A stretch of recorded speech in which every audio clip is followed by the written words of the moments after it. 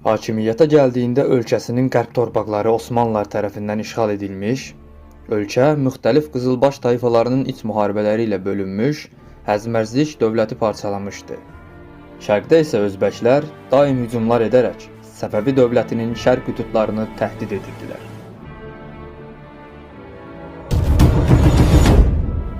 Səfəvi şahı Böyük Abbas Şah Məhəmməd Xudabəndənin 3-cü oğlu, Səfəvi dövlətinin ən böyük hökmdarı Şahənşah, Zillullah, Şahibqirani Əla, Şah Abbas. 27 yanvar 1571-də Heratda doğulan Abbas, Məhəmməd Xudabəndə və həyat yoldaşı Mehduliya xanımın 3-cü oğlu idi. Atası Məhəmməd, Səfəvi şahı 1-ci Təhmasibin ilk oğludur. Məhəmməd bir göz xəstəliyi onu kor etdiyi üçün vəliəhd olaraq qəbul edilmirdi. Səfəvi saray tarixçisi İskəndər bəy Münşi, Məhəmməd Xudabəndəni dindar və alicənab biri kimi tanıdır. Abbasın anası Mehduliya xanım, 4-cü İmam Zeynalabidin əleyhissalamın soyundan gələn Maraşi xanədanından Məzəndaran vilayətində yerli bir hökmdar olan 2-ci Mir Abdullahın qızı idi. O və Məhəmməd Xudabəndənin Abbasdan əvvəl 2 oğlu var idi. Həsən və Həmzə. Daha sonra 2 oğulları daha oldu. Əbu Talib və Təhmasib. Abbas hələ 18 aylıq ikən Şah Təhmasib onu Herat valiliyinə təyin etdi. Ustazlu tayfasından olan Şahqulu Abbasa lələ olaraq təyin edildi. Və Abbasın yaşı hələ kiçik olduğu üçün şəxsən Heratı idarə etməyə başladı. Abbas anasını bir daha heç vaxt görə bilmədi. Atasını isə yalnızca 15 il sonra gördü. Abbas burada bir əskərə lazım olan hərbi bacarıqları qızılbaş gözətçilərindən öyrəndi. Polo oynayırdı və tez-tez ovlanmağa gedirdi. O dövrki şahların bir çoxu kimi o da bir cür hərbi təlim olan ovlanmağı çox sevirdi. Abbas uşaqlıq dostları olacaq kölələr və qulamlarla birlikdə tədris aldı. Bunların içlərində Gürcü, Erməni və Çərkəzlər var idi. 1576-da 1-ci Təhmasibin özünə varis elan etmədən ölməsi ölkənin iç müharibələrə bölünməsinə yol açdı. İlk başda şahın ən sevdiyi oğlu Heydər Mirzə, Ustazlu tayfasının və saray gürcülərinin dəstəyi ilə özünü şah elan etdi. Ancaq çox keçmədən Təhmasibin digər oğlu İsmail Mirzənin tərəfdarları tərəfindən devrilib öldürüldü. Daha sonra İsmail Mirzə 2-ci İsmail olaraq taxta çıxdı. Taxta çıxdıqdan sonra yeni şahın səltənətinin çox qanlı olacağı bəlli olmuşdu. Heydər Mirzəni dəstəkləyib dəstəkləmədiyinə baxılmadan Ustazlu tayfasının mənsublarına qarşı toplu qətliamlar başladı. Bu qətliamlarda Abbasın lələsi Şahqulu Sultan da öldürüldü. İsmail daha sonra ailəsinə döndü. Bir çox qardaşını, yaxın qohumunu və qardaşının uşaqlarını edam edilməsini əmr etdi. Böyük ehtimalla ana ata bir qardaşı olduğu üçün, yaxud da Məhəmməd Xudabəndənin kör olması və taxta bir namizəd olaraq görünməməsi səbəbilə Məhəmməd Xudabəndəni bağışladı. Ancaq 1577 noyabrında 2-ci İsmail Şamlu tayfasından Əliqulu xanı gənc Abbası öldürməsi üçün Herata göndərdi. Əliqulu xan Ramazan ayında bir seyyidin öldürülməsinin uyğun olmadığını səbəb göstərərək Abbasın edamını ertələdi. Bu gecikmə Abbasın həyatını xilas etdi. Çünki 24 noyabrda 2-ci İsmail zəhərli bir tiryək çəkdikdən sonra öldü və Əliqulu xan Abbasın yeni lələsi olub Heratın idarəsini əlinə aldı. 11 fevral 1573-də Məhəmməd Xudabəndə Qızılbaşlar tərəfindən yeni şah seçildi. Yeni şah zəif, biganə və bacarıqsız görünürdü. Bu şərtlər altında iqtidar gücü qısa müddətdə başqa əllərə keçdi. Abbasın anası Mehduliya xanım iradəli bir qadın idi. İdarə etmənin bütün məsuliyyətini öhdəsinə aldı və hərbi məsələlərdə belə qərarlar almağa başladı. Qızılbaşlar onun iqtidarda olduğunu görməkdən məmnun değildi. Beləliklə, Səfəvi sarayındakı bölünmələr ölkənin müxtəlif bölgələrində üsyanları təşviq etdi. Ustazlu və Şamlu tayfalarının qarşı-qarşıya gəlməsi ilə köhnə qızılbaş rəqabətləri yenidən yüksəldi. Məhəmməd Xudabəndə və Mehduliya xanım Əliqulu xanın Abbası taxta çıxarmaq istədiyindən xəbər tutaraq Abbasın Qəzvinə gətirilməsini əmr etdilər. Ancaq Xorasanın qızılbaş əmirləri Heratın özbəşlərə qarşı müdafiəsi üçün şəhərdə bir şahzadənin varlığının şərt olmasını irəli sürərək Abbası Heratda saxlaya bildilər. Ölkənin zəif vəziyyəti Osmanlı dövlətinin bundan istifadə edərək 1578-də Səfəvilərə müharibə elan etməsinə yol açdı. Mehduliyə xanım əks hücuma keçmədən əvvəl Səfəvi orduları bir çox məğlubiyyətə uğradı. Daha sonra oğlu Həmzə Mirzə və böyük vəzir Mirzə Salman Caberi hərəkətə keçərək Şirvanda bir Osmanlı-Tatar birləşmiş ordusunu məğlub etdilər. Ancaq Mehduliyə xanımın öz strategiyasını diktə etmə cəhdi qızılbaş əmirlərini özündən çıxartdı. Sonunda 26 iyul 1579-da bir qrup qızılbaş Mehduliyə xanımın yaşadığı hərəmə basqın edərək onu öldürdülər. Abbas hələ uşaq olmasına və anasını çox az tanımasına rəğmən, onun qızılbaşlar tərəfindən öldürülməsi Abbasın üzərində dərin bir təsir buraxdı. O gündən etibarən qızılbaşların gücünün qırılmalı olduğuna inandı. Mehduliyə xanımın ölümünün ardından 11 yaşındakı şəhzadə Həmzə vəliəhd elan edildi. Qızılbaşlar bir uşaqdan qorxmaq üçün səbəb görmədilər. Ölkənin pozulmuş nizamı üstündə əsas gücü ələ keçirdilər və daha da artığını əldə etmək üçün öz aralarında döyüşməyə başladılar. Münaqişələr ən sərt şəkildə Qəzvin və Xorasanda yaşandı. Təkəli qəbiləsi ən sonda Qəzvində iqtidarı ələ keçirdi və aralarında Əliqulu xanın anası və atasının da olduğu bir neçə öndə gələn Şamlı üzvlərini öldürməyə başladılar. Buna qəzəblənən Əliqulu xan Mehduliyə xanımın da əvvəlcədən öngördüyü kimi 1581-də üsyana başladı və vərasətindəki 10 yaşındakı Abbası şah elan etdi. Əliqulu və Mürşidqulu xan Nişapuru ələ keçirib Abbasın adına sikkə bastırıb onun adına xütbə oxutdurdular. Ertəsi il İranın qərbindən bir ordu vəziyyəti həll etmək üçün Xorasana doğru irəlilədi. Bu ordu Əliqulu xan və Abbasın yaşadığı Heratı mühasirəyə aldı. Lakin şimal-qərbi İrana başqa bir Osmanlı hücumunu eşidən ordunun komandirləri Əliqulu xanla tələsik bir razılaşmaya vardılar. Əliqulu xan vəliəhd olaraq şəhzadə Həmzəyə sədaqət sözü verdi və əvəzində Heratın valisi və Abbasın lələsi olaraq qaldı. Hətta Şah Məhəmməddən hədiyyələr belə aldı. Şah Məhəmməd Əliqulu xanın köhnə düşməni Təkəli Murtəza Qulu xanı Məşəd valiliyindən aldı və yerinə bir Ustazlu əmrini gətirdi. İskəndər bəy Münşiyə görə bundan sonra bir çox kişi artıq Abbas Mirzənin hökmdarlıq iddiasının şəhzadə Həmzəyə qalib gələcəyinə inanmağa başladı. Bu arada şəhzadə Həmzə Osmanlıları Təbrizdən qovmağa çalışırdı. Ancaq qızılbaş tayfaları arasındakı rəqabətə mane olmaq üçün Azərbaycanın qızılbaş valisini edam etdirərək zabitlərini qəzəbləndirdi. Beləliklə 6 dekabr 1586-da bir qrup qızılbaş tərəfindən rüşvətlə satın alınmış şəxsi bərbəri tərəfindən öldürüldü. Bu sui-qəsd Abbasın hökmdarlığa gedən yolunu açdı. Bu arada Xorasanda Əliqulu xanın köhnə dostu Ustazlu Mürşidqulu xan Əliqulu xana qarşı rəqib olaraq ortaya çıxdı. Məşədi uğurla ələ keçirib Abbası da Əliqulu xanın əlindən qaçırdı. Bu sırada bir Özbək istilası Xorasana doğru irəlilədi və Heratı mühasirəyə aldı. Abbası taxta çıxarmaq üçün son şansı olduğunu başa düşən Mürşidqulu xan qızılbaş əmirləri ilə razılaşıb onlardan dəstək aldıqdan sonra Şah Məhəmmədin Qəzvindən ayrıldığını eşidib hücum etməyə qərar verdi. Beləliklə 1586 Ramazan ayının əvvəlində Abbas, vəlisi Mürşidqulu xan və bir neçə 100 atlıdan çox olmayan adam ilə Qəzvinə doğru yola çıxdılar. İpək yolu boyunca ilərləyərkən yol üzərindəki mühüm qəsəbələrin çoxunu idarə edən güclü Təkəli, Əfşar və Zülqədir tayfalarından qızılbaş əmirlər sədaqət andı içmək üçün gəldilər. Qəzvinə yaxınlaşdıqlarında artıq Abbasın tərəfdarları 2000-ə çatmışdı. Qəzvin şəhərinin lideri və şəhərdəki qızılbaş əmirlər ilk öncə müqavimət çağrısı etdilər.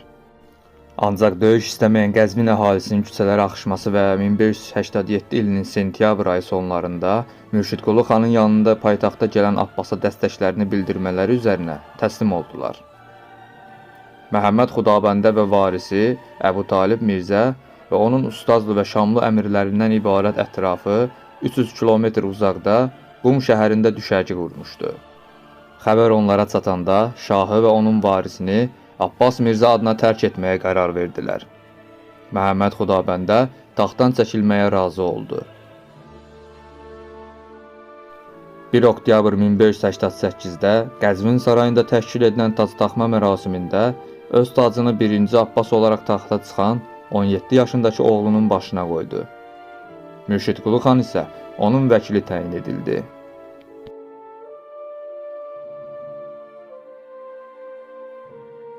Abbasın miras aldığı dövlət çarəsiz bir vəziyyətdə idi.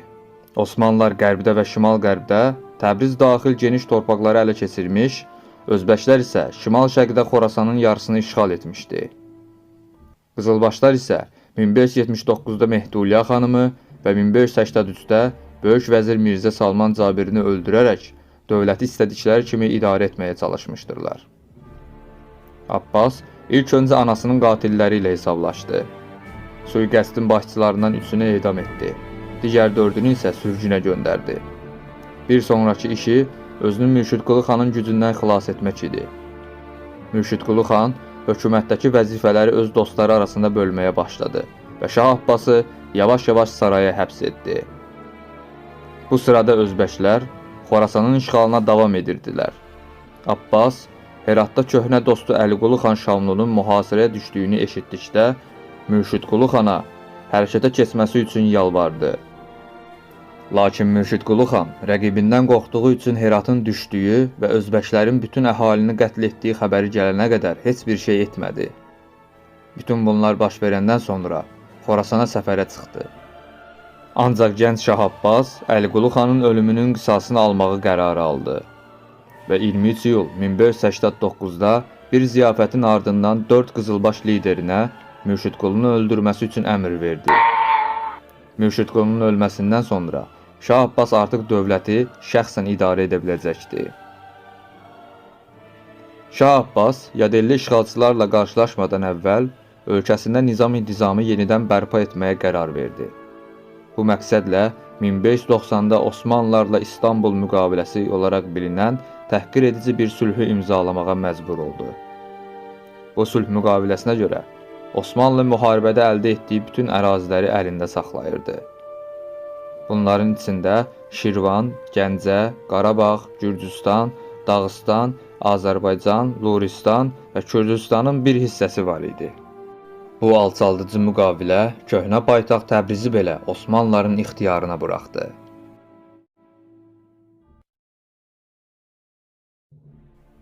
Qızılbaşlar Səfəvi dövlətinin ən başından bəri ordunun onurğasını təşkil etmişdirlər və eyni zamanda hökumətdə bir çox vəzifədə idilər.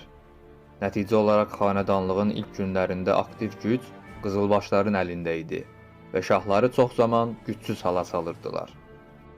Şah Abbas onların gücünü balanslaşdırmaq və bu problemə son qoymaq üçün İran toplumunun yeni üzvlərinə, yəni qulamlara yönəldi.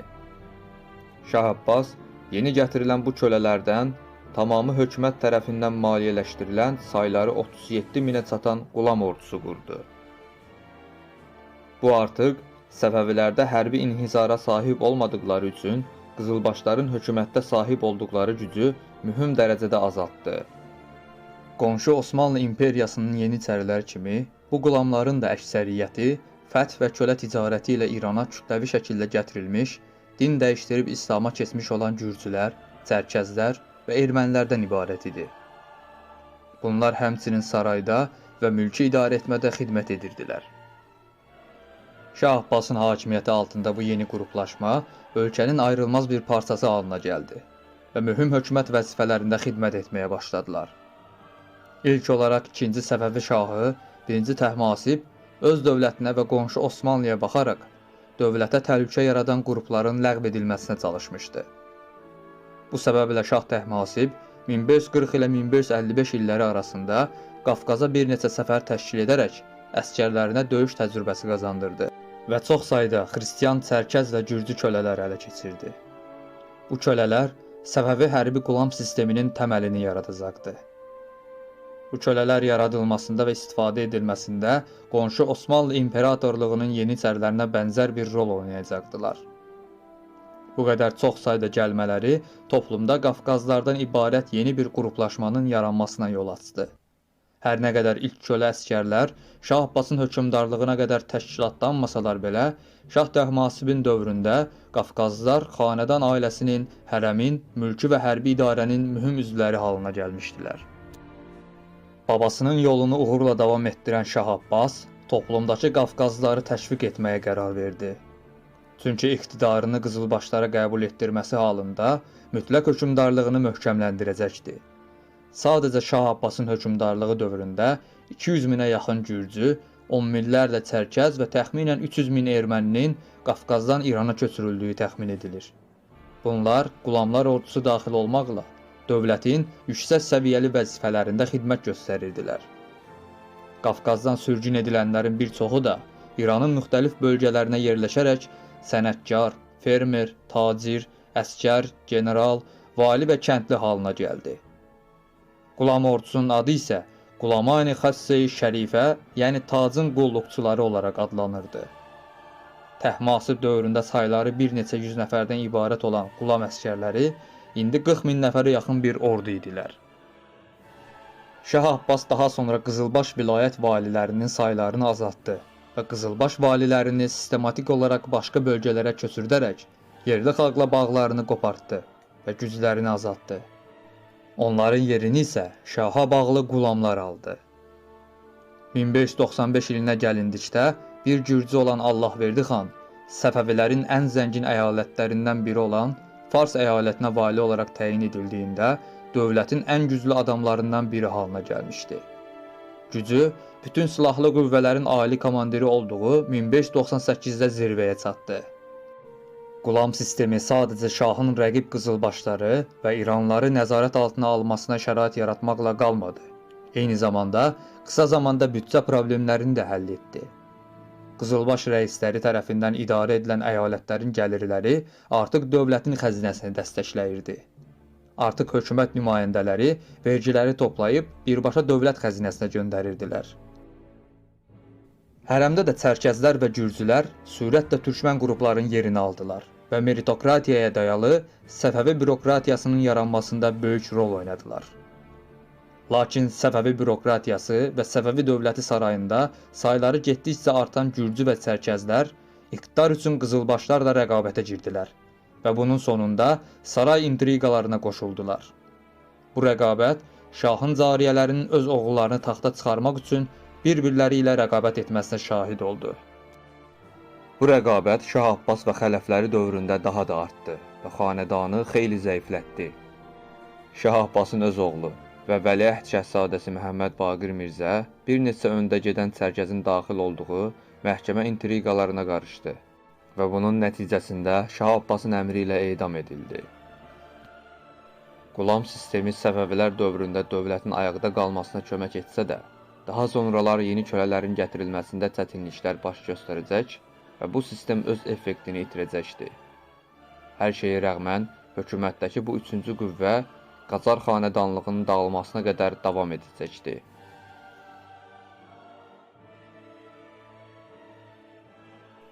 Şah Abbasın Osmanlı və özbəklərlə qarşı-qarşıya gələ bilməsi üçün ordunun yeniləndirilməsi lazım idi və bunun üçün 10 ilə ehtiyac var idi.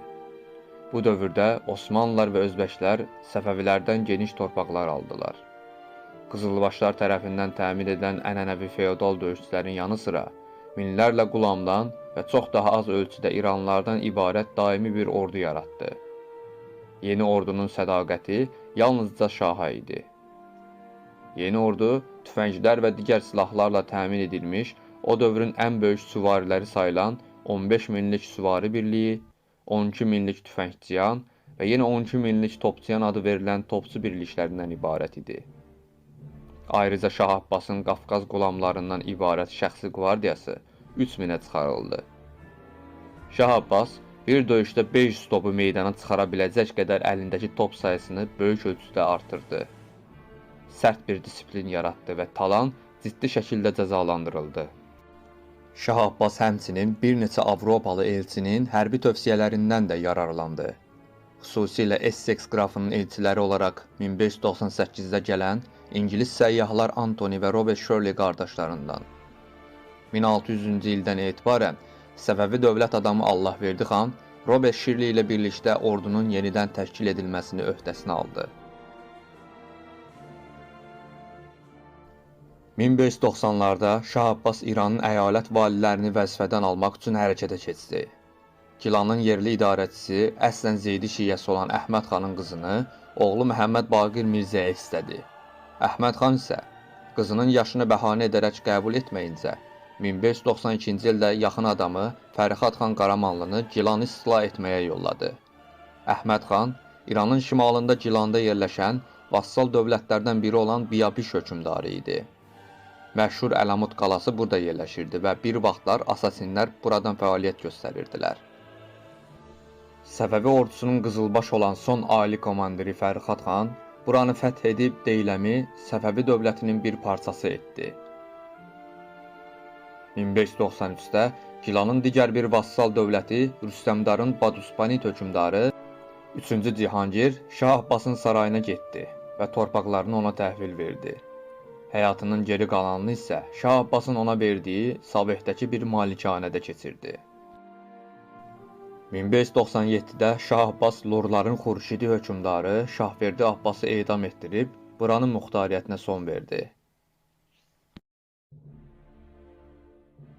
Şah Abbasın yeniləndirilmiş ordusu ilə ilk səfəri Xorasanı işğal edib vilayəti talan edən özbəklərə qarşı idi.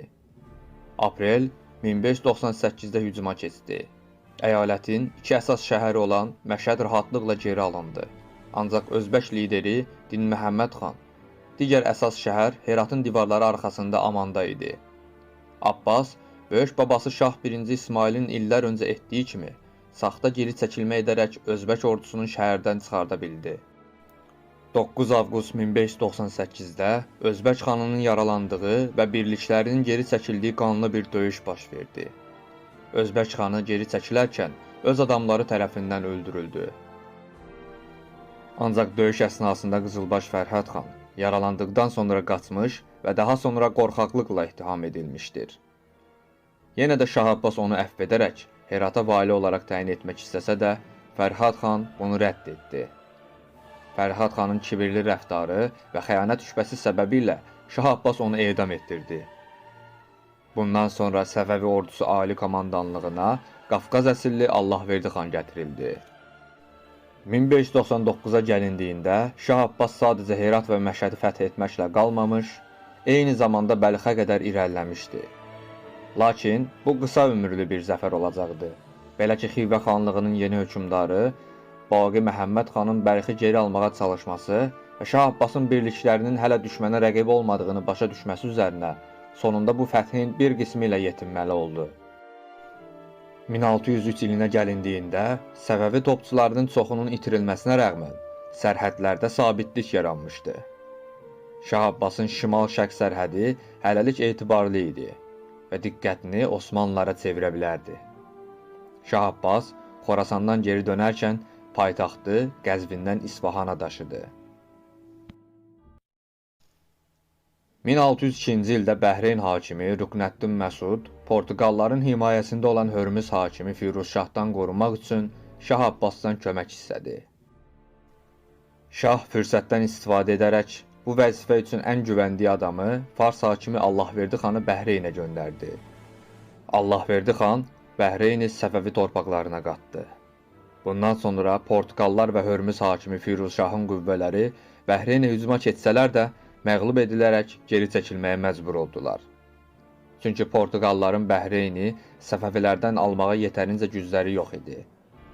Lakin Bəhreyni təhlükəsiz saxlamaq üçün Səfəvilər Hörmüzü də ələ keçirməyə məcbur idilər.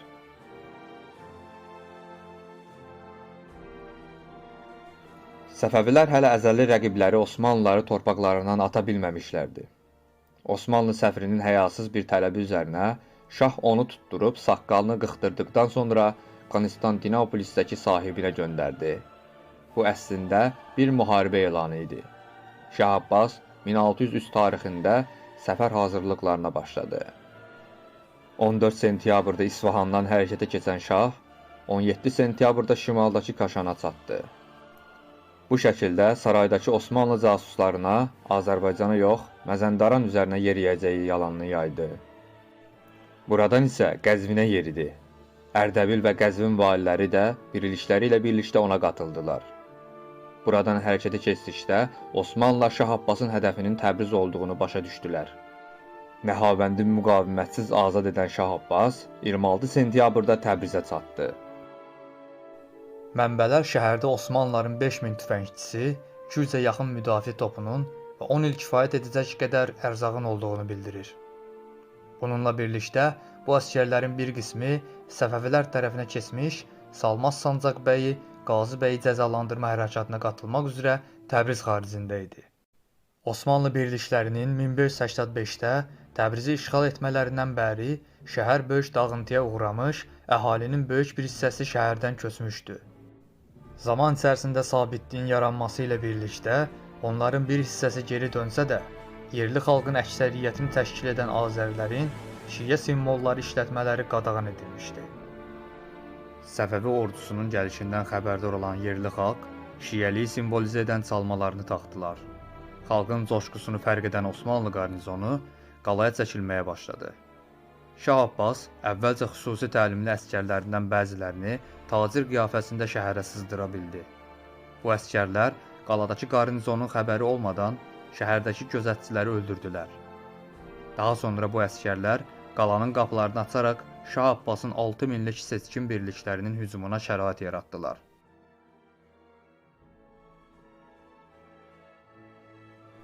Qalanın komandiri atası Əli Paşaya xəbər göndərib yardım istədi. Səfəvi ordusunun Təbrizdə olduğunu xəbər alan və Qazi bəy üzərinə səfərdən dönən Əli Paşa, Naxçıvan və Axıska valilərinin də öz birlikləri ilə birləşib şəhərə geri dönməyə çalışarkən, 28 sentyabr 1603 tarixində Təbrizin şimal-qərbindəki Əzbənd bölgəsində Səfəvilərlə qarşılaşdılar. Osmanlı komandiri Əli Paşa Səfəvi ordusu üzərinə hücuma keçdi.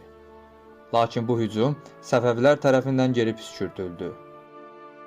Əks hücuma keçən Zülfüqar xan liderliyindəki Səfəvilər Osmanlı ordusunu məhv etdilər. Osmanlılar tərəfindən verilən itkilər arasında Təbriz valisi Əli Paşa, Naxçıvan valisi Mahmud Paşa və Axıska valisi Xəlil Paşa da var idi. Bu məğlubiyyət də Osmanlı dövlətinin bölgənin müdafiəsi üçün ayırdığı birliklər zərərsizləşdirildi.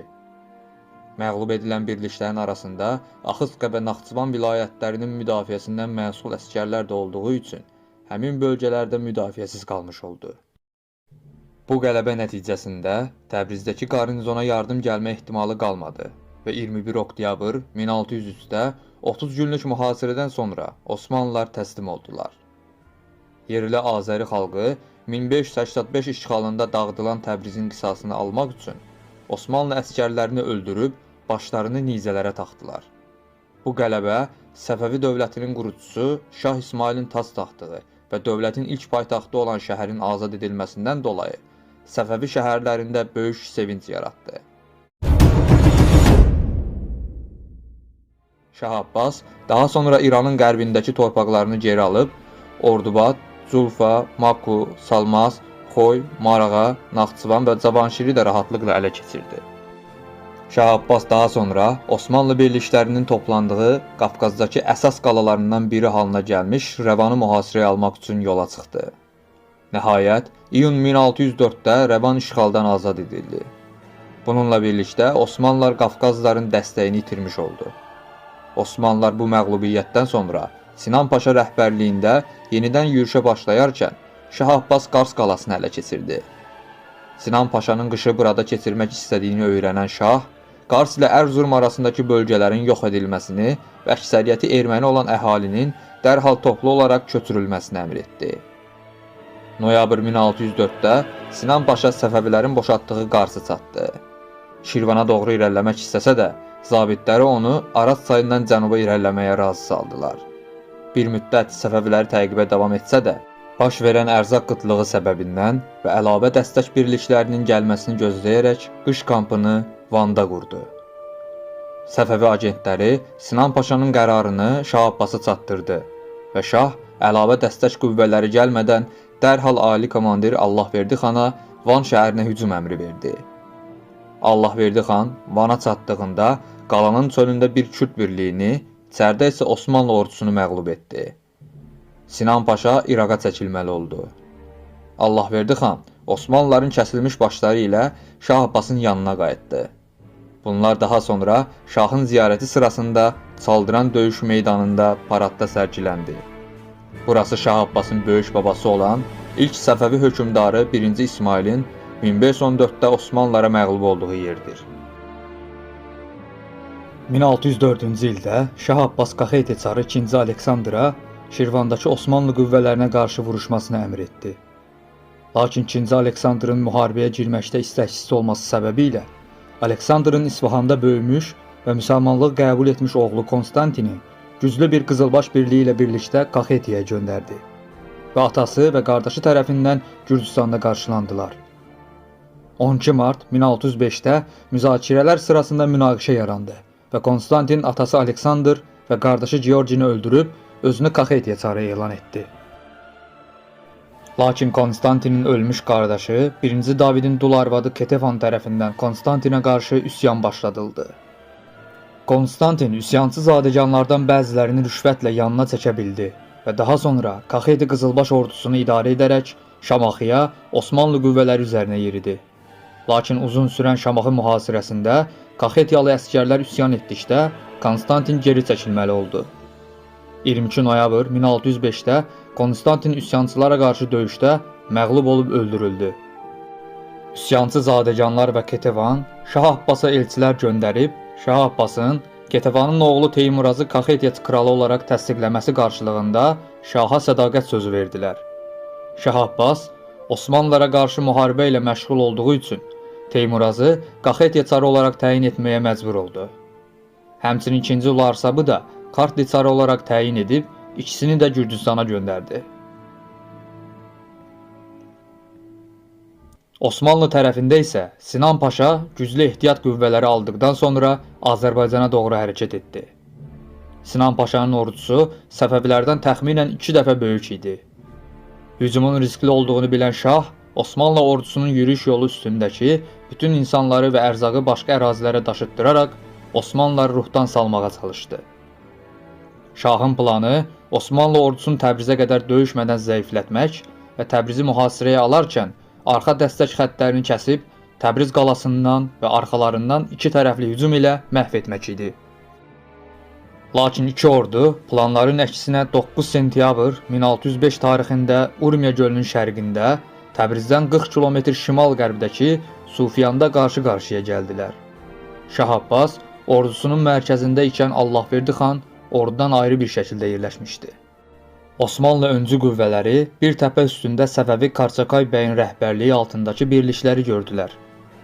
Karçakay bəy Şah Abbasın Osmanlı ordusunu Təbrizi mühasirəyə alana qədər döyüşdən qaçınılması əmrinə uyğun bir şəkildə döyüşmədən geri çəkildi. Osmanlı ordusundan bir hissə isə Kösə Səfər Paşa rəhbərliyində Karçakay bəyi təqib etməyə başladılar. Osmanlıların əsas ordudan uzaqlaşdıqlarını qərargahından izləyən Şah Abbas qələbənin bu anda qazanıla biləcəyini anladı və Allahverdi xan rəhbərliyində döyüşə birliklər yolladı. Allahverdi xan hücum edərək Kösə Səfər Paşanı mühasirəyə aldı. Mühasirəyə alınan Osmanlılar qılıncdan keçirildi və Kösə Səfər Paşa da əsir düşdü.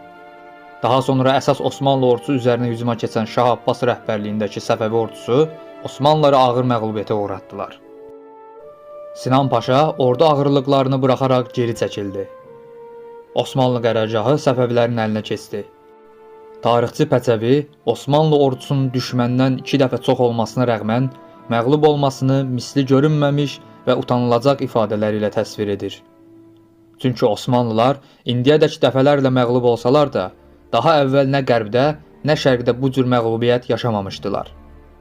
Döyüşün təsiri Osmanlı dövləti üçün dağıdıcı oldu. Osmanlı döyüş idarə heyəti böyük zərbə aldı. Ciqalazadə Sinan Paşa yanında qalan az bir qüvvə ilə əvvəlcə Vana, daha sonra Diyarbəkirə getdi. Burada Sufiyan döyüşünə böyük bir qüvvə ilə yardıma gələn Hələb bəylərbəyi Hüseyn Paşanı gecikdiyi bəhanəsi ilə edam etdi.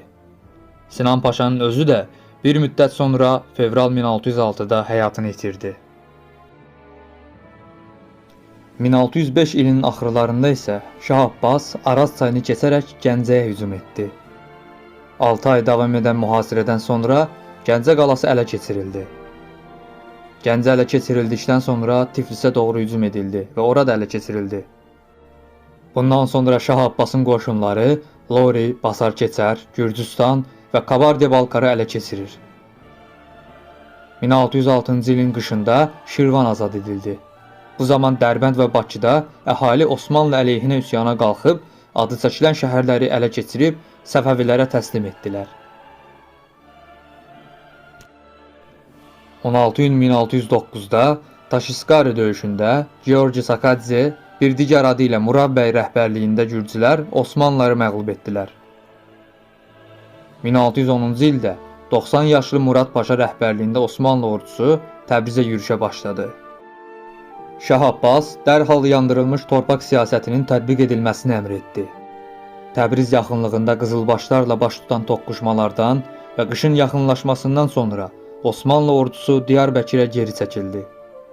Murad Paşanın burada vəfat etməsi, yürüşün də davam etdirilməməsi demək idi. Səfəvilərin ardıcıl qələbələri 1612-də Osmanlıları Nasuh Paşa sülhünü imzalamağa məcbur etdi. Bununla birlikdə Osmanlı İmperiyası 1590 İstanbul sülhü ilə əldə etdiyi bütün torpaqları geri verdi. Sərhədlər 1555 Amasya sülhünə görə yenidən təyin edildi. Bunlara qarşılıq İran illik 59 ton ipək xərac ödəyəcəkdi. İranlı hacıların da hərəkət marşrutu dəyişdirildi. Bu sülh müqaviləsi Osmanlı tarixində torpaq itirilməsini qəbul etdiyi ilk müqavilədir. Avropa səhnəsində isə ilk dəfə 1699-dakı Karlofça sülhü olacaqdır. Digər tərəfdən bu müqavilə Şah Abbas üçün böyük bir uğur idi. Müqavilə ilə birlikdə həm torpaqlarını işğaldan azad etdi, həm də Səfəvilərin prestijini geri qazandı. Lakin Şah Abbas Osmanlıya xərac ödəməyi rədd etdi. İskəndər bəy Münşinin dediyinə görə, Teymurun dönəmindən etibarən keçən 250 il ərzində heç bir hökmdar öz ordusunu 5 il fasiləsiz döyüş meydanında tutub, belə fasiləsiz qələbələr qazanmamışdır. Lakin sülh davam edərkən belə, Osmanlılar hərbi hazırlıqlarını davam etdirirdilər. Ancaq gizli təlim manevrları Səfəvi agentləri tərəfindən izlənilirdi. 1613-də Allahverdi xan rəhbərliyindəki Səfəvi ordusu Hörmüz adasına hücuma keçsə də məğlub olub geri çəkildi və çox keçmədən İsfahanda xəstələnərək həyatını itirdi. Allahverdi xanın ölümü onun cənazəsinə şəxsən qatılan Şah Abbası çox kədərləndirdi. Daha sonra Allahverdi xanın evini ziyarət edib ailəsinə başsağlığı verdi. Şah öz sevimli sərkərdəsinin nəşini Məşəddə İmam Rıza əleyhissalamın hərəminin yanına bastırdı. Həmçinin onun oğlu İmamqulunu yeni Fars hakimi elan etdi.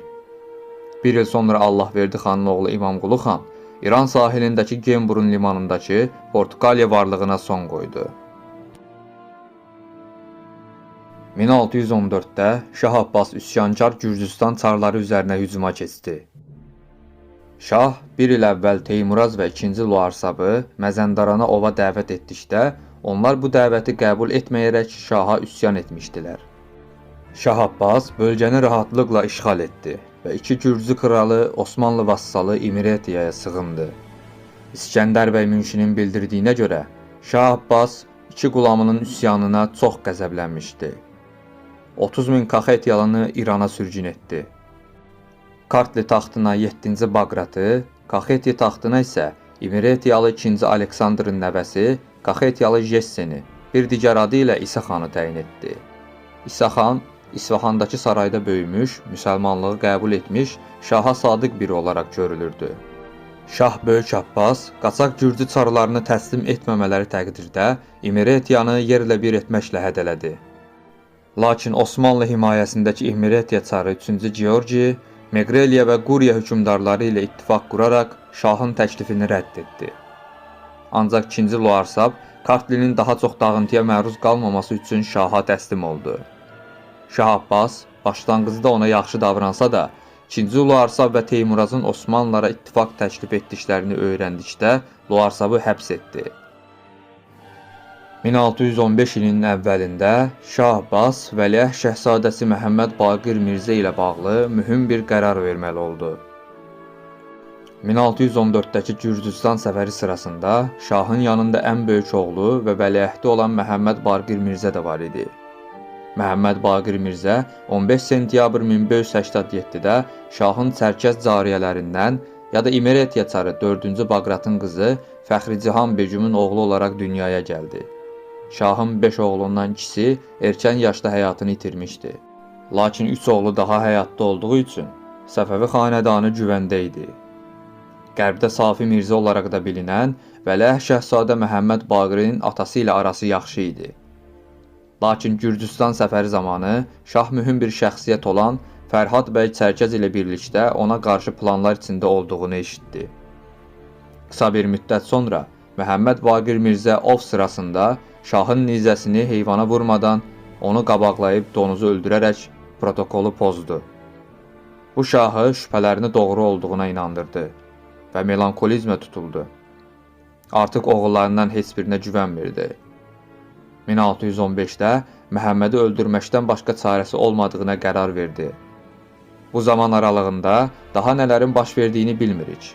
Amma 25 yanvar 1615-də Rəşt şəhərində Behbud bəy adında bir çərkəz şahın əmrini yerinə yetirib şəhzadəni hamamda öldürdü. Şah etdiyindən dərhal peşman oldu və bundan sonra depressiyaya düşdü. Böyük oğlunun ölümündən sonra digər oğlu Məhəmməd Xudabəndə Vəlih Şəhzadə elan edildi.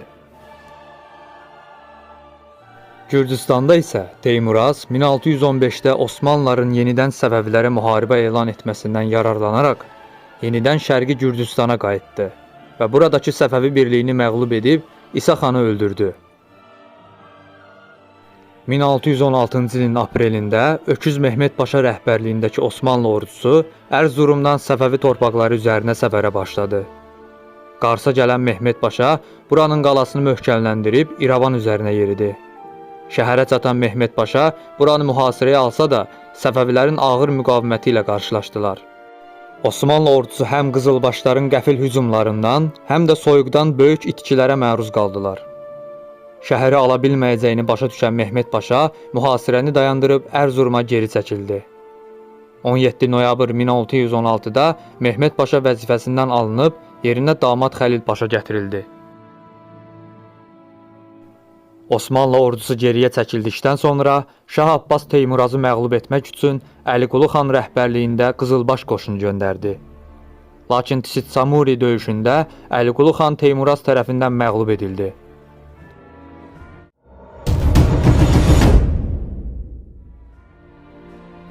(1618-ci ildə damad Xəlil Paşa Səfəvilər üzərinə hücuma keçməyə qərar verdi. Şah Abbas Osmanlıların planının Azərbaycan üzərindən İranı işğal etmək, Təbrizi almaq və ardından digər bölgələr qarşılığında təsir rıçaqı olaraq işlədə biləcəkləri Ərdəbil və Qəzvinə keçmək olduğunu öyrəndi. Şah Abbas dələ qurmağa qərar verdi. Osmanlıların ölkəyə girməsinə icazə verəcək, sonra onları yox edəcəkdi. Şah ordusu ilə Ərdəbildə gözləyərkən Təbriz xalqını şəhərdən uzaqlaşdırdı. 1618-ci ildə Osmanlı sədrəzəmi damad Xəlil Paşa Təbrizə doğru səfərə çıxmamışdan əvvəl Kırım xanı Canibek Giray Naxçıvana hücum edib, buradan 3000 əsir götürüb Xəlil Paşanın yanına qatıldı. Daha sonra Xəlil Paşa 100 minlik ordusu ilə irəliləyərək boşaldılmış Təbrizi işğal etdi. Şəhəri dağıtdıqdan sonra şaha bir elçi göndərib sülh etməsini və 1602-ci ildən bəri aldıqları torpaqları Osmanlıya geri verməsini tələb edərkən Təbrizdə qarnizon saxlamadan irəli hərəkata davam etdi. Bu zaman Səfəvi tərəfindən geri dönən elçi Osman ağa Səfəvilərin çətin vəziyyətdə olduğunu, onlara basqın edilərsə rahatlıqla məğlub ediləcəklərini bildirdi. Beləliklə Xəlil Paşa irəli getməyə qərar verdi. Səfəvi sərdarı Karçakay xan Osmanlı elçisinə yalandan özlərinin çətin vəziyyətdə olduğunu göstərmiş, əsl məqsədi isə Osmanlıları hücuma təhrik etmək idi. 22 avqust 1618-də 50 min nəfərlik Osmanlı ordusu Ərdəbilə doğru hərəkətə keçdilər. İstirahat etmədən 3 gün sonra 25 avqustda Ərdəbilin 90 kilometr qərbindəki Səraf hövzəsinə çatdılar. Lakin Karçakay xan Osmanlıların nə etmək istədiyindən xəbərdar idi. Bir neçə il öncə Krımdakı xanlıq mübarizəsindən qaçaraq Səfəvi şahına sığınan Şahin Giray, Osmanlı tərəfində döyüşən Krım birlikləri arasındakı casusları vasitəsilə Səfəviləri xəbərdar etmişdi. Karçakay xan rəhbərliyindəki 30 min nəfərlik Səfəvi ordusu strateji əhəmiyyətə sahib olan Püli şikəsti adlanan yerdə yerləşərək Osmanlıları gözləməyə başladı. Yorğun Osmanlı ordusu tələyə düşdü və bir neçə saat içərisində darmadağın edildilər. Ərzurum bəylərbəyi Həsən Paşa, Rumeli bəylərbəyi Arslan Paşa və Diyarbəkir bəylərbəyi Mustafa Paşa öldü. Van bəylərbəyi Elmacı Mehmet Paşa və Şirvanlı Mustafa Paşa əsir düşdülər. Osmanlı ordusunda 15 min nəfər ölərkən 500 nəfər də əsir düşdü. Krım xanı Canibek Giray da əsir düşmək üzrəykən Yeniçərilərin səyləri nəticəsində son anda qaça bildi. Lakin vəziri Mirzə bəy də əsir düşdü. Əsirlər Ərdəbildə olan Şah Abbasa göndərildi. Məğlubiyyət sonrası Xəlil Paşa hər şeyə rəğmən irəliləməyə davam etdi. Şah Abbasa yenidən elçi göndərib, bir çox tələblərindən imtina edib, illik ipək xərac qarşılığında sülh etməyə razı olduğunu bildirdi. Xəlil Paşa Sərava çatdıqda Şah Abbasın elçiləri Osmanlı qərargahına çatdılar və Səraf sülhünə gedən müzakirələr başladı. 26 sentyabr 1618 tarixində imzalanan Səraf sülhünə görə Nasuh Paşa müqaviləsi təkrar qəbul ediləcək, lakin bu səfər Şah Abbas illik 59 ton yox, 29 ton ipək göndərəcəkdi. Osmanlılarla atəşkəs yarandıqdan sonra Şah Abbas şəxsən qoşuna rəhbərlik edərək Gürcüstan işğalını 2 qatına çıxarıb, Şərqi Gürcüstanda Səfəvi iqtidarını yenidən təsis etdi. Teymuraz yenidən İmeretiyə qaçdı. Kaxetiyə edilən bu cəzalandırma səfərində 60 min Gürcünü öldürdü. 2 qatı qədərini də İrana sürgün etdi. Kaxetiyə əhalisinin 3/2-si azaldı.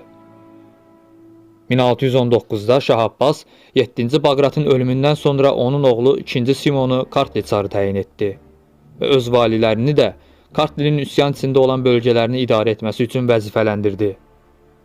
Qısa bir müddət üçün bölgəni nəzarət altına alan Şah Böyük Abbas, Teymurazdan intiqam almaq üçün yeni addımlar atdı. Gürcülərin Osmanlıların təhrikləri ilə Şaha üsyan etmələri, Səfəvi əskər və valilərini öldürmələri Şah Abbası çox qəzəbləndirmişdi. Şah Teymurazın oğullarını xədim etdirdi və ikisi də qısa müddət sonra öldü. Gürcüstan üsyanını qısa müddət də olsa bastırdıqdan sonra Şah fikrini Hörmüzü və Qəndaharı azad etməyə yönəltdi. Lakin Şah Abbas 1621-də qızma xəstəliyinə tutuldu və yatağa düşdü. Sarayındakı və yerli əhalidən bir çoxu bu xəstəlikdən dünyasını dəyişdi. Varisi Məhəmməd Xudabəndə onun ölmək üzrə olduğunu düşünüb, Qızılbaş dəstəkçiləri ilə birlikdə taxta çıxışını qeyd etməyə başladı. Ancaq Şah sağaldı və oğlunu kör etdirərək cəzalandırdı. Bu cəzanı yəqin ki taxta çıxma ehtimalını yox etmək üçün vermişdi. Ancaq Şəhzadənin Qızılbaş tərəfdarları Şah Abbası devirmək və yerinə Məhəmmədi keçirmək üçün Moğollara sığınmağı planlaşdırmağa başladılar. Ancaq bu plan Şaha çatdırıldı və Şəhzadənin tərəfdarları edam edildi. Şəhzadə isə Əlamot qalasına həbs edildi. Bundan sonra Vəliəhd Şəhzadə Şah Abbasın həyatda qalan son oğlu İmamqulu Mirzə elan edildi.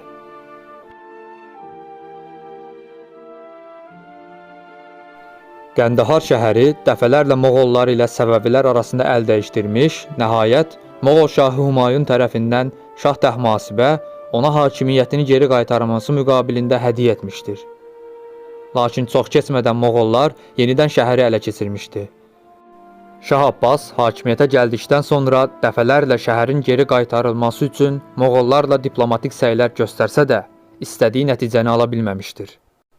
Nəhayət Şah Abbas 1622-ci ilin fevralında İsfahandan yola düşərək 2 istiqamətdə Qəndahara yeridi. Bu zaman cənubda Dəkkə dövlətləri ilə mübarizədə olan Cahangir Şah Qəndaharda çox az qüvvə saxlamışdı. Bir müddət mühasirədə saxlanılan Qəndahar 1622-ci il iyunun 21-də Səfəvilər tərəfindən azad edildi və onun idarəçiliyi Gəncalı xana tapşırıldı. 4 gün sonra isə Zəmindavar da geri qaytarıldı. Qəndaharın azad edilməsindən sonra Şah Böyük Abbas Moğol hökmdarı Cahangirə elçi yollayaraq daha irəli getmək niyyətində olmadığını, sadəcə haqqı olan bölgəni geri aldığını bildirdi. Cahangir Şah, Şah Abbasın hərbi uğurlarını və Səfəvi dövlətinin qüdrətini nəzərə almaya bilməzdi. Mövcud vəziyyətdə Qəndahar uğrunda Səfəvi dövləti ilə hərbi qarşıdurma Böyük Moğol imperatoruna qələbə vəd etmirdi. Osmanlı imperiyası və özbəklərlə müharibələrdə Şah Abbasın əldə etdiyi uğurlar Cahangir şahı ehtiyatlı olmağa məcbur edirdi. Bunlar davam edərkən Fars körfəzində vəziyyət də gərginləşirdi. Şah Abbas Hörmüz adasını azad etməyi qarşısına məqsəd qoymuşdu. Hörmüz adası Hörmüz boğazı ortasında olması səbəbilə Fars körfəzinin girişinə hakimdir. Bu mövqeyi ilə Hindistanla yaxın şərq arasında aparılan dəniz ticarətində çox mühüm bir keçid nöqtəsi idi. Hindistandan bu körfəzə gələn ticarət gəmiləri sayəsində buradan Avropaya Hind məhsulları daşınırdı. Nəticə olaraq bu boğazın nəzarəti Şah Abbas üçün mühüm əhəmiyyət daşıyırdı.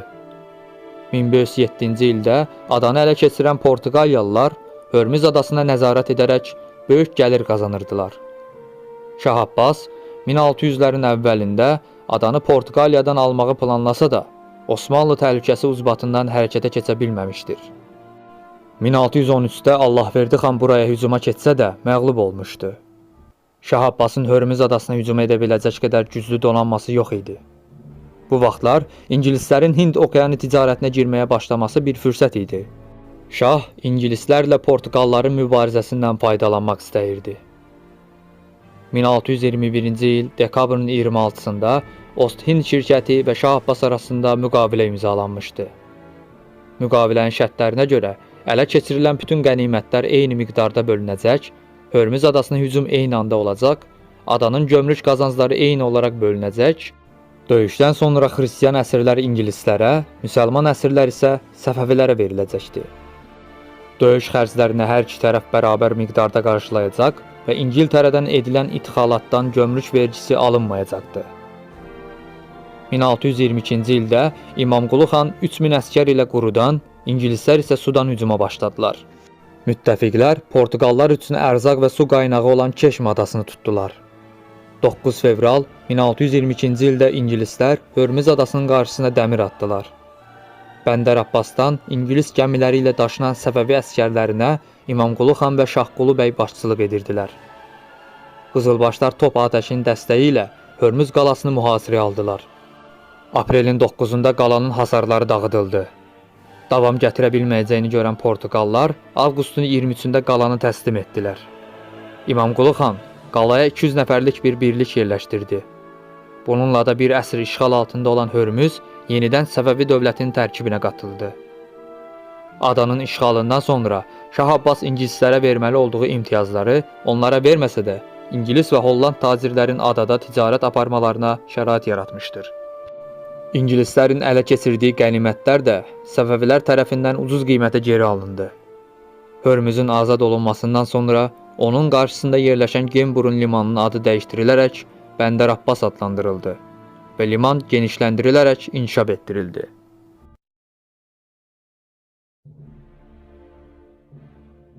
...1534-cü ildə Osmanlı Sultanı 1. Süleyman Bağdadı işğal edib buranı Səfəvilərdən almışdı. 1603-1618 illər arası müharibələr dövründə Şah Abbas Bağdadı geri ala bilməmişdi. Ancaq 1622-ci ildə Bağdadı geri qaytarmaq üçün əlverişli şərait yarandı.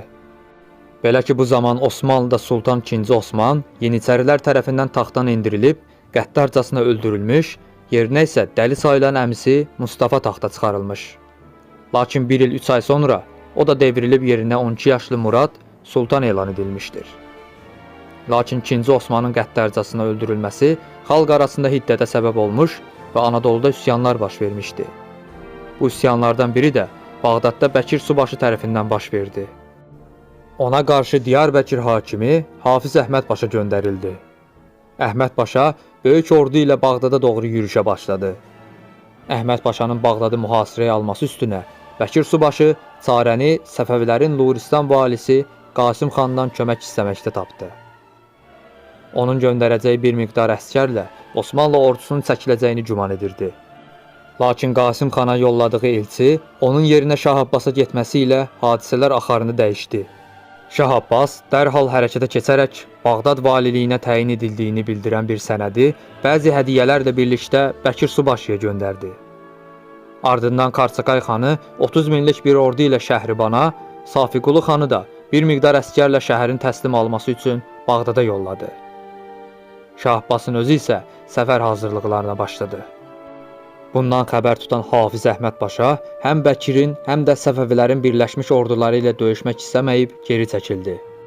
Bəkirə məktub yazaraq onun Səfəvi ordusunu şəhərə buraxmayacağı təqdirdə Bağdad valisi kimi İstanbulda təsdiq olunacağını bildirdi. Əvvəlki mövqeyindən geri çəkilən Bəkir subaşı şəhərə yaxınlaşan Səfəvi ordusu ilə əvvəlcə görüşməyi rədd edib, daha sonra onlara odlu silahlardan atəş açdı. Bu xəbər Şah Abbasa çatdıqda o Bağdad yolunda idi və Bəkir Paşaya bir elçi göndərdi. Bəkirin şahın elçilərini qəbul etməməsindən sonra Şah Abbas 1623-cü ilin dekabrında şəhərin qala divarlarına çatdı və şəhər mühasirəyə alındı. 14 yanvar 1624-cü ildə Səfəvi ordusu şəhəri ələ keçirdi. Şah Abbas üçün Bağdad çox mühüm əhəmiyyət daşıyırdı. Belə ki, İraqda müqəddəs İmam Əli və İmam Hüseyn əleyhissalamın məzarları var idi. Həmçinin Bağdadın geri qaytarılması ilə şiyyələr Osmanlı təzyiqlərinə məruz qalmadan ziyarətgahları rahat ziyarət edə biləcəkdilər. Şah Abbas bölgədə həm quraqlıq, həm də Bəkirin yaratmaz hakimiyyətinə görə yaranmış azlığı ortadan qaldırmaq üçün çalışdı. Bağdada Səfəvi vali təyin edildi. Müqəddəs şəhərlər olan Nəcəf və Kərbalada yenidən qurma işləri təşkil edildi. Buradakı ziyarətgahları ziyarət edən Şah Abbas ibadət etdikdən sonra vəqiflərə böyük miqdarda hədiyyələr bağışladı. Həmçinin Nəcəfdə lillənmiş kanalın təmirinə başladıldı. Məqsəd şəhəri daha çox içməli su ilə təmin etmək idi. Şah Abbas Osmanlının əlavə dəstək ordularını da məğlub etdikdən sonra Bağdadın şimalındakı müasir İraq ərazilərini sürətlə ələ keçirdi. Qalalardakı həvəsdən düşmüş Osmanlı qarnizonları döyüş yerlərini tərk edərək Anadoluya çəkildilər. Lakin cənubda İmamqulu xan Bəsrəni ələ keçirə bilmədi. Buradakı yarım müstəqil Osmanlı paşası Portuqaliyadan dəstək alaraq Səfəvi hücumlarını dəf etdi. Bəsrəni qorumaq üçün 5 gəmi göndərən Portuqaliyalılara qarşı İmamqulu xan Şərqi Hindistan şirkətindən yardım istəsə də onlardan müsbət cavab ala bilmədi. Bağdadın itirilməsi xəbəri İstanbulda böyük səs-küyə səbəb oldu. Əhali Səfəvilərin şəhərdən qovulması üçün nümayişlər təşkil etdilər. Diyarbəkir hakimi Hafiz Əhməd Paşa baş vəzir və ordunun baş komandanı təyin edilərək şəhəri geri alması əmr edildi. Diyarbəkirdə ordu və mühasirə alətlərinin toplanılmasına başlanıldı.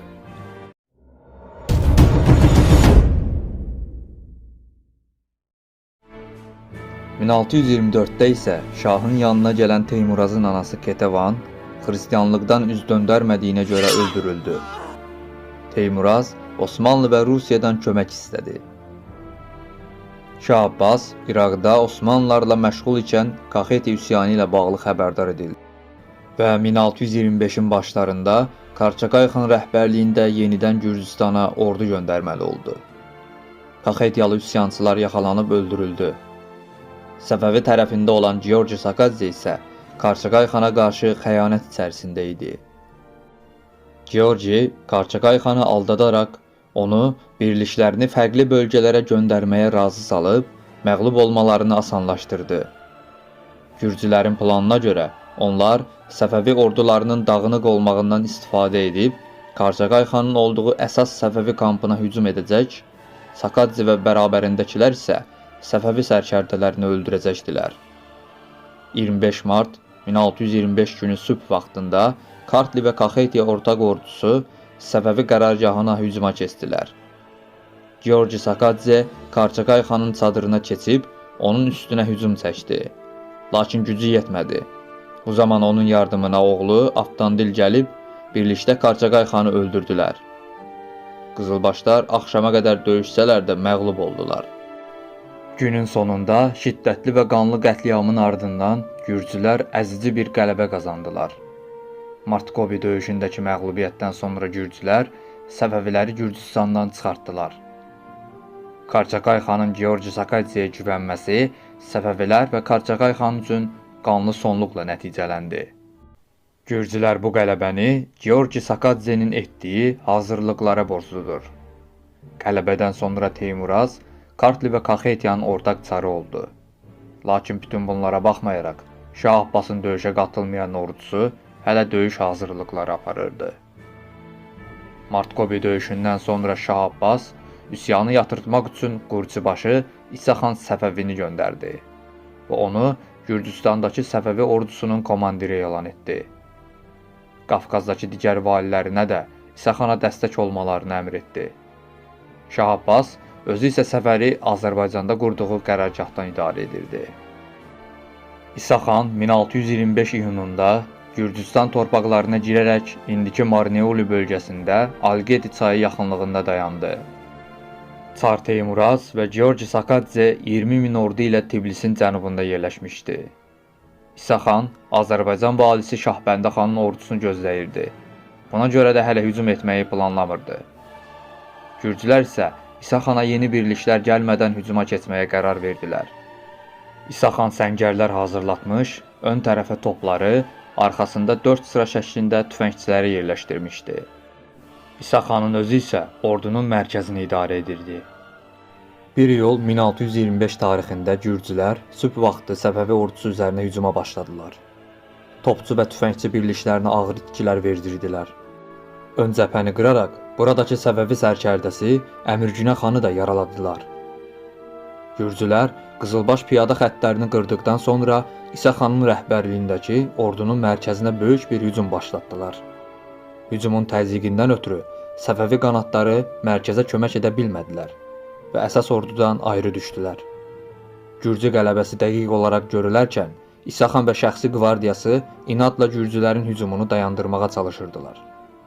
Bunu görən Qızılbaşlar yenidən birləşərək İsa xanın qvardiyası ətrafında toplaşıb, Gürcülər üzərinə əks hücuma keçdilər. Gürcü xəttlərinin yavaş-yavaş qırılmasını görən Teymuraz, qələbənin imkansız olduğunu görüb geri çəkildi. Marabda döyüşündəki məğlubiyyət Gürcülər üçün baha başa gəldi. Teymurazın xidmətindəki bir neçə sadiqzadecan və təcrübəli sərkərdənin ölümü ilə nəticələndi. Ağır məğlubiyyətə baxmayaraq, üsyançılar Səfəvilərə qarşı partizan müharibəsi aparmağa davam etdilər.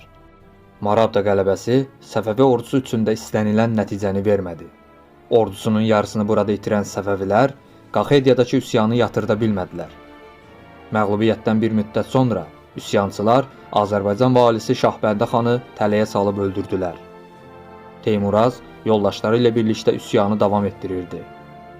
Teymurazın siyasi və hərbi manevrları Şərqi Gürcüstanda yenidən muxtariyyətin yaranması və Kaxetiya taxtının yenidən Teymuraza verilməsi ilə nəticələndi. Artıq Teymuraz Səfəvi vassalı olaraq Kaxetiya çarı olacaqdı. Digər yandan bu Gürcü üsyanları Osmanlılara hücuma keçmək üçün fürsət yaradırdı.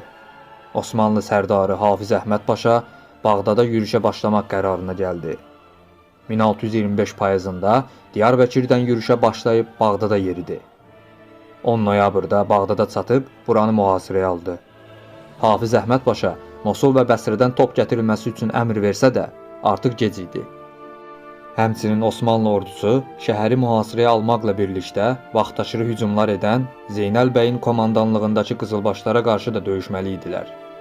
Hafiz Əhməd Paşanın danışıqlara başlamaq haqqında təklifi Abbas tərəfindən qəbul edilsə də, danışıqlar tez bir zamanda pozuldu. Bu məqamda Osmanlı ordusu qala divarlarından birində oyu qaçıb oradan hücum etməyə nail oldular. Lakin su ilə doldurulmuş, üzəri ot və samanla gizlədilmiş su quyularına düşüb öldülər.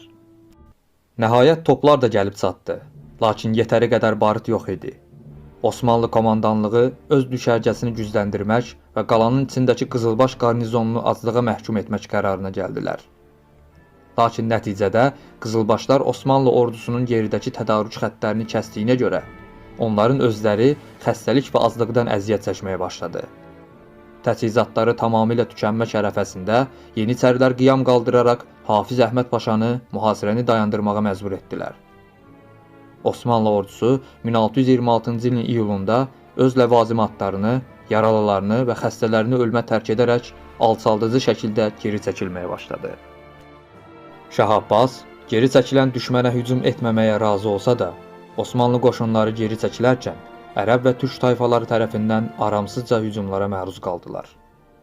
Bəzi qaynaqlara görə Osmanlı ordusu Bağdadın mühasirəsi və sonradan geri çəkilmə zamanı şəxsi heyətinin yarısını itirmişdir. Bu fəlakətdən sonra Osmanlılar Şah Abbasın ölümünə qədər bir də Səfəvilər üzərinə hücuma keçmədilər.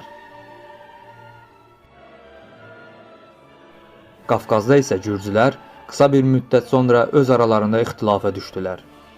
Bir tərəfdə Teymurazın Kartlini idarə etməsinə qarşı çıxan və İmeretiya şəhzadəsi Aleksandr Kartli elan etmək istəyən Georgi Sakadze və tərəfdarları, digər tərəfdə isə Teymuraz və onun tərəfdarları var idi. Sakadzenin Osmanlılarla əlaqə yaratmasından xəbəri olan Şah Abbas Teymurazı dəstəklədi. Daha sonra 1626 payızında baş verən Bazaleti döyüşündə Teymuraz qələbə qazandı və Sakadze Osmanlı dövlətinə sığındı. 1627-də Şah Abbas bilinməyən bir səbəbdən həyatda qalan son oğlu İmamqulu Mirzəni kor etdirib Əlamut qalasını həbs etdirdi. Baxmayaraq ki, şah onu taxt üçün xüsusi yetişdirmişdi.